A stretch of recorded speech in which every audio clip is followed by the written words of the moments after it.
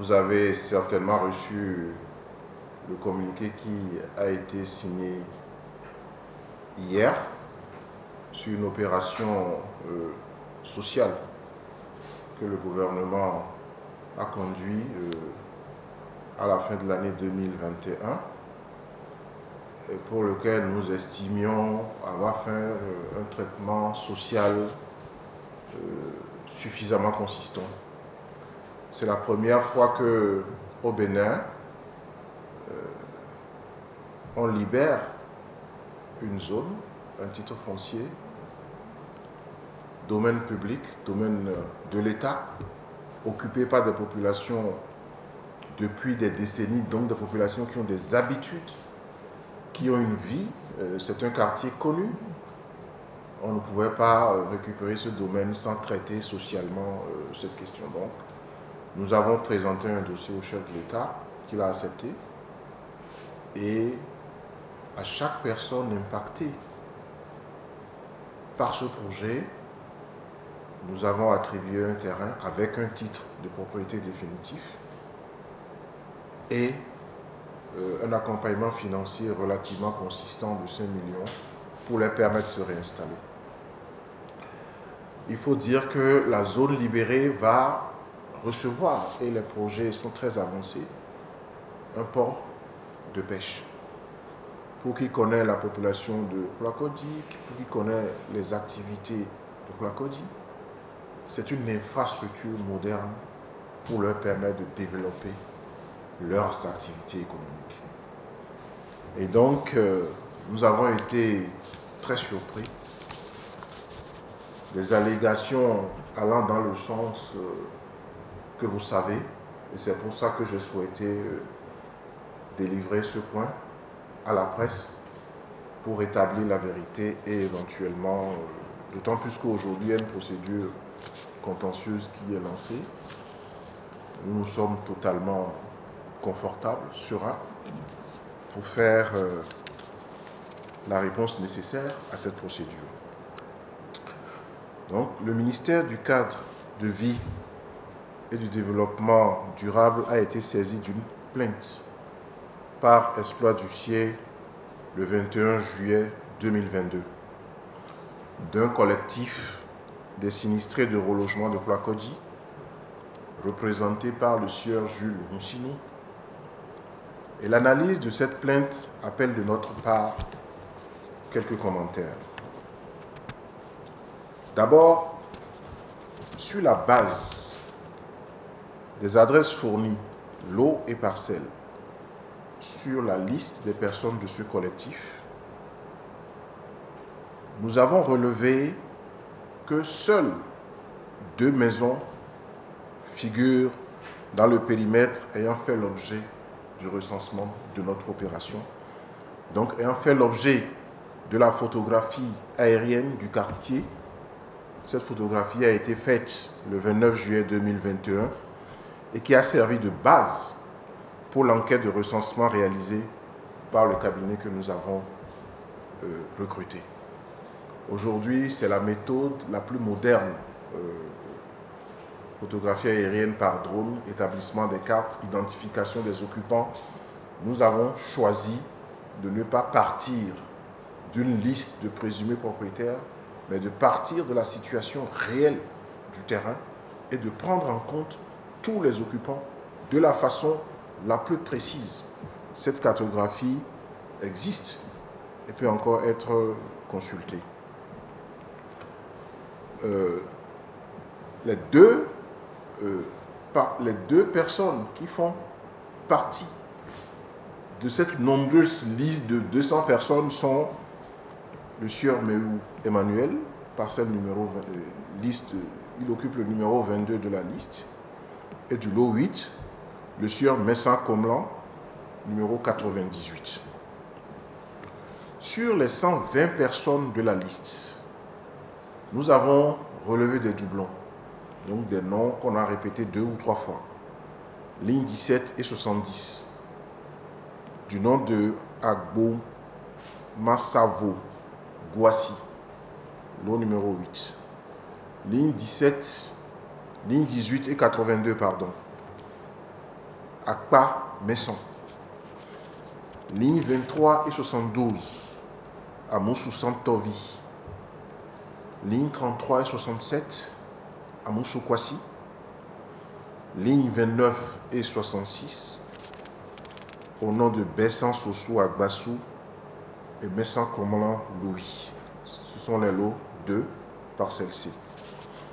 Ligne 56 et 87 au nom de Akapo Adra Metou. Ligne 88 et 89 au nom de Sossou Akpa Jean-Baptiste et Lokwati sur les parcelles E du lot 502. Et ligne 38 et 47 du nom de Viano Joseph Daniel et Viano Kwasi Daniel, désignant la même personne. Vous avez vu déjà que sur cette liste de 120 personnes, ce n'est pas 120 personnes qu'il s'agit, ce n'est pas 200 personnes qu'il s'agit, c'est pas 200 personnes qu'il s'agit, pardon, mais il y a déjà des doublons dans ce répertoire qui a été présenté comme personnes habitant Ploakodi, régulièrement habitants constatés et non réinstallés. Je voudrais souligner que le recensement effectué à la demande du gouvernement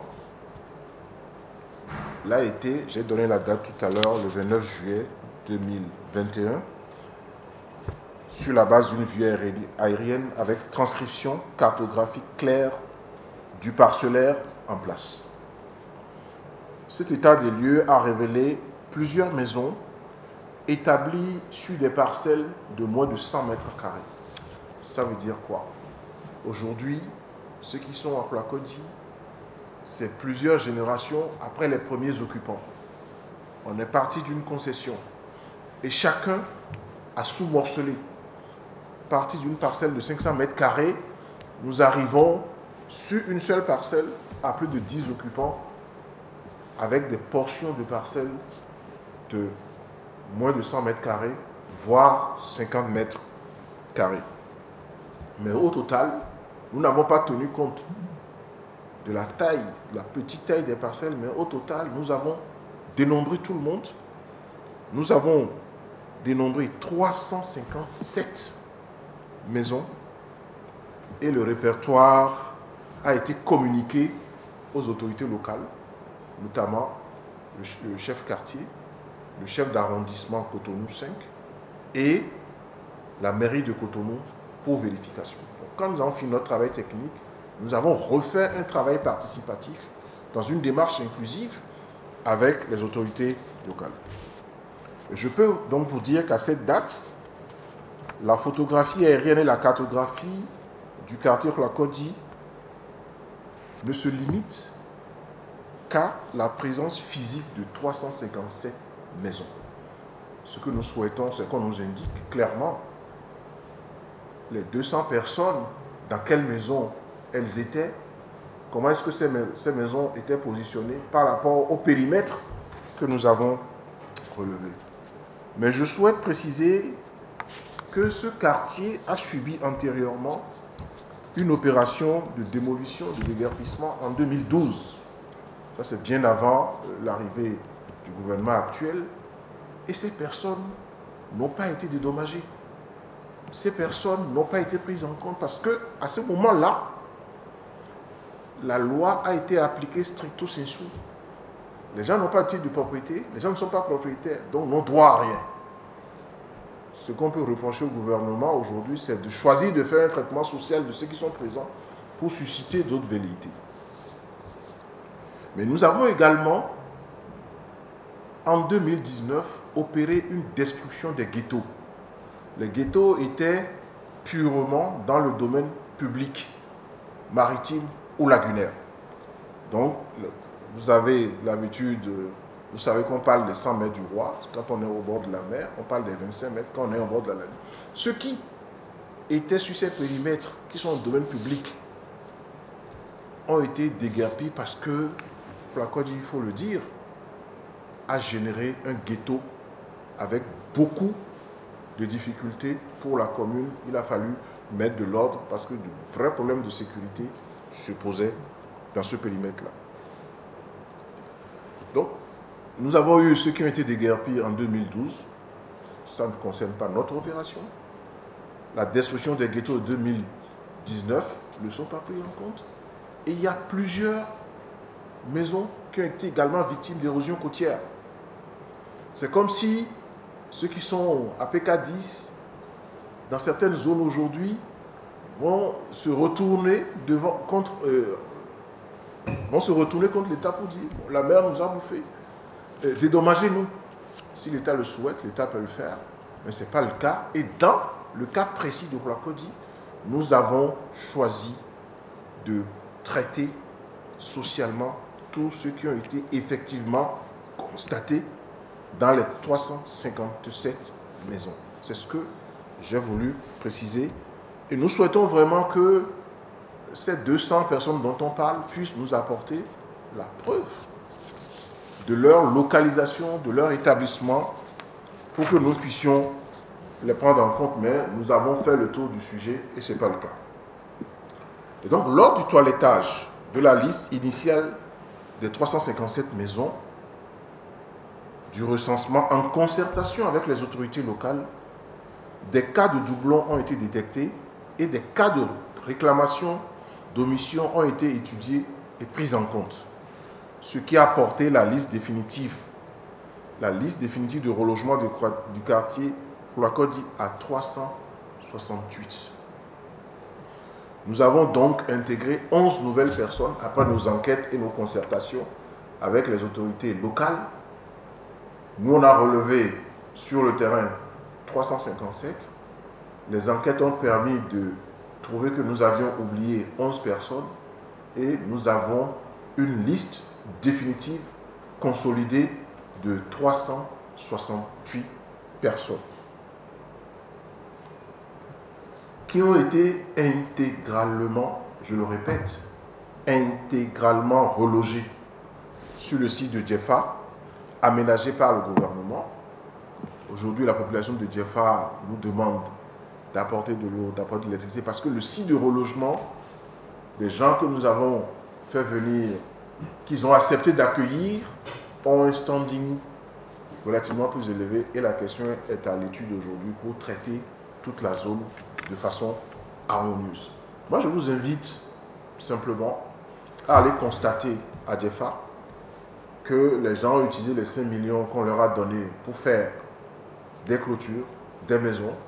Nous avons établi l'éclairage public, nous avons apporté l'eau potable courante et nous avons construit des toilettes publiques pour que, nonobstant ce que chacun va installer dans sa maison, s'il y a des gens qui étaient dans le besoin de toilettes, que cela soit également servi. De plus, à la date du 10 juin 2022, donc les toutes dernières semaines, toutes les personnes concernées ont reçu effectivement la parcelle de 200 mètres carrés ainsi que l'accompagnement financier de 5 millions prévu par le gouvernement. Sur la Kodji, sur les 368, il n'y a pas une personne, une seule, sur les 368, qui n'ait pas été traitée. Par ailleurs, à la suite d'informations faisant état de l'installation des personnes au sein de l'école primaire publique Roulakodi, les autorités locales ont effectué un recensement tout dernièrement, notamment le 4 juillet 2022, sur les lieux. Au total, 76 personnes ont été dénombrées dans l'école publique et parmi ces 76 personnes, elles ont toutes, on a démontré qu'elles étaient rattachées à 35 maisons ayant déjà bénéficié de mesures d'accompagnement du gouvernement. Les 76 personnes qu'on a trouvées à l'école ont été référencées comme ayant reçu et installées sur 35 parcelles à Djefa. On se demande pourquoi ces personnes sont ressorties de Djefa pour venir se mettre à l'école de Roulakodi et dire qu'elles n'ont pas été traitées. Donc elles ont reçu parcelles et indemnisation lors de l'opération de relogement. Aussi est-il avéré que la plupart des occupants de l'école, ils sont, pour des activités commerciales et professionnelles, attachés au port de pêche et au port autonome de Cotonou, Docker et autres. Il ne s'agit pas, ce qu'on a vu à l'école, dont on parle, il ne s'agit pas de sinistrés du quartier Placondi non relogés, mais des gens qui viennent pour faire des activités économiques dans la journée et qui profitent du fait que les installations de l'école sont disponibles pour être dans les parages et continuer leur activité économique. Je vous ai dit que nous sommes en train de construire un port de pêche qui va être une zone d'activité économique pour les populations de cette zone. Si j'ai pris la parole, encore une fois, parce que nous avions communiqué au moment où l'opération a été faite, à la suite de la décision du gouvernement, je voudrais vous rassurer que cette question a été traitée avec rigueur et sérieux à partir du recensement, parce que nous ne voulions pas qu'il y ait des problèmes à la fin. Tout le monde a été réinstallé, tout le monde a été indemnisé, et le gouvernement a fait la même chose pour les pêcheurs qui étaient sur la route des pêches et qui ont également été réinstallés à Avlekete, non loin de la zone de développement balnéaire et touristique qui se met en place. Voilà ce que j'avais à vous dire et vous rassurer que nous restons mobilisés pour apporter toutes les réponses nécessaires et finaliser ce traitement que nous souhaitons de très bonne qualité. Nous nous sommes engagés sur un terrain et un traitement social. Nous n'avons pas fait une indemnisation. Parce que nous n'avons pas en face des gens qui sont propriétaires terriens, des gens qui ont été expropriés et qu'on a dédommagés. Nous avons fait un traitement social. Un terrain titré avec titre définitif et 5 millions d'accompagnement social. Je ne sais pas si vous comprenez de quoi on parle. Le gouvernement n'est pas responsable de celui qui a pris. Quelqu'un peut prendre un terrain et choisir de ne pas aller là-bas et partir dans la nature avec ses 5 millions. Je ne peux pas aller regarder comment chacun a construit une maison. Nous avons fait un traitement social non obligatoire. Décision du chef de l'État d'accompagner les populations qui doivent être déplacées. C'est un domaine public. On aurait pu faire un traitement comme on l'a fait en 2012. On est venu, on a déguerpi les gens et puis on n'en a pas parlé. C'est ceux qu'on a déguerpi en 2012 qui ressortent aujourd'hui. Et nous avons dit les coordonnées qui sont sur leur propre liste, les coordonnées de parcelles qui sont sur la liste des 200, vous projetez les coordonnées, vous êtes dans la mer. Est-ce que nous sommes responsables de l'érosion côtière? C'est de ça qu'il s'agit.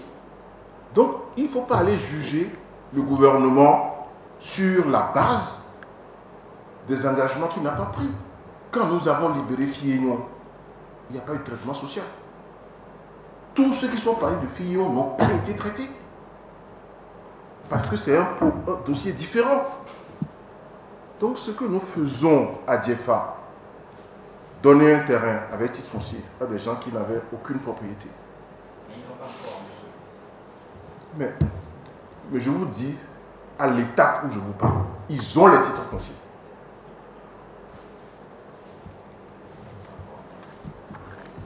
Qu'est-ce que vous reprochez au gouvernement? D'avoir fait un traitement social du dossier? Je ne comprends pas votre préoccupation.